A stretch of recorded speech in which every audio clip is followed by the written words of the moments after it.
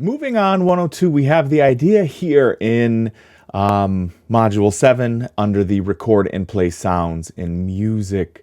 This is 7-25, I believe, anyway, it's the figure I'm talking about, is the idea of recording audio and or music. And really, again, the textbook takes a direction here that I think is kind of unnecessary. It goes into the idea of sound cards. Yes, genuinely, there are sound cards built into all of our equipment. It's actually usually it's part of the central processor now. The CPU has audio processing right on there. That used to be called a sound card because we would literally need a big card that would snap into your motherboard to be able to do that. This is no longer 1987. We don't have to do that for the most part. Most people, including professional editors, really don't have to worry about that. And you, as a new and a novice and a learning user, would never have to worry about that. For the most part, if you are on a PC, if you are on a Mac, if you are on a Chromebook, even if you are on something like an iPad or an Android tablet, you have what you need to be able to record audio. You have what you need to be able to record video. So we're going to break this up into two parts, and we're going to talk about audio first and video second. The first thing to know about audio is, yes, it's true. If I am recording from a phone, for instance, and a phone makes a modern smartphone, and I mean modern in anything in the last 10 years, will make a fine piece of audio and video recording equipment. You do not have to go crazy fancy here. It's also true, however, that I am looking into my camera right here. My camera is my iPhone. This is an iPhone 13. So it's certainly not new. It's certainly not top of the line. But it does have very decent microphones. It's got a whole array of them on the backside, on the bottom, and on the front. Great. They're just okay when recording like this. The distance between me and the phone here is approximately 3 feet. And that means it's going to take a lot of the volume that's happening here around me in my office, and you're going to be able to hear that. Honestly, the first thing to know about recording anything for audio is to get an inexpensive microphone. So I have two options I'll show you here. Both of them were under $20, and both of them I use all the time, depending on where I am recording. I will mention that right here in front of me, you can see, and I did not turn the mute on. That's good. Right here in front of me, you will see I have an Elgato Wave 3 microphone. I got it open box to replace my Blue Yeti microphone that was 7 years old and starting to make hissing noises in my audio. You really don't need to spend that much. I will tell you honestly, I'm not super duper pleased with this one. I have to do a lot more to get good audio. I have to do a lot more to get good audio than I got out of this, which is a $20 Amazon Basics microphone. That's all the more that cost. You can see some of our older rvccis.info videos right here on YouTube.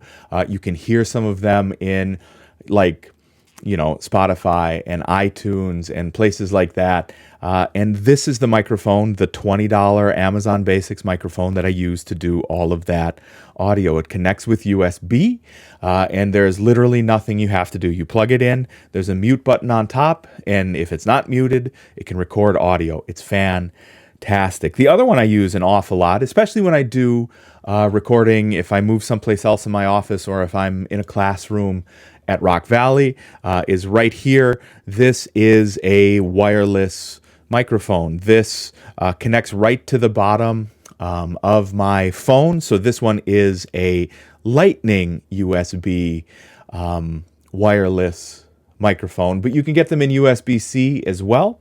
And that one came in a pack of two for, again, under $20. I believe it was $13 for that one. And honestly, the sound is fine. And it's going to sound much better than the native audio, the stuff that I can record off of my phone for free. And mostly, just myself and other people who do like YouTube videos and etc. You can see it all the time when you watch TikToks. Is they'll have like the old-fashioned iPhone earbuds in, because that microphone even is 1,000 times better than the one that comes just with your phone. Having a microphone is a huge advantage. Now that you have a microphone, we're going to need to be able to record your audio. So if you have a Mac, you have a program called QuickTime, and you can record audio right from there. You're in good shape. If you have a Windows PC, you have a piece of software, you'll guessed it, called Recorder. I know. That will be able to record your audio, no problem. If you're on a Chromebook, your options are a little more limited. Honestly, it depends on the kind of Chromebook you have and how old it is. You'll have to find an app to be able to do that recording. However, you can also look for Recorder on your Chromebook, and you'll be able to find that there. Now, what you can use any of those three pieces of software on any of those three platforms, and you will be in okay or even good shape. What I will show you here is called Audacity, and this is one of the most widely used and free pieces of audio recording and editing software. So you can see behind me here what the interface for Audacity looks like. Now, I will put the download link immediately below this video for you. I will also try and remember to put the names of those microphones for you down there too. This is what the interface for Audacity looks like. Now, I can't click on anything here because as soon as I do, I'm going to lose my microphone, and I don't want to do that. So I'll just show you and tell you how to be able to do things behind us here. On the very top row, you will see pause, play, stop, fast forward, rewind, and record. Honestly, using Audacity is as simple as this. Once you hit record, you guessed it, it's going to start recording. What you'll see is that waveform. Everybody's familiar with seeing it, right? The little up and down pattern of what sound looks like. That is what it's recording for you. When you're done, you hit stop, and that's it. From there, I suggest you save that file. It has the typical Windows or Mac layout for the file menu. So you go to File and say Save As and save it someplace.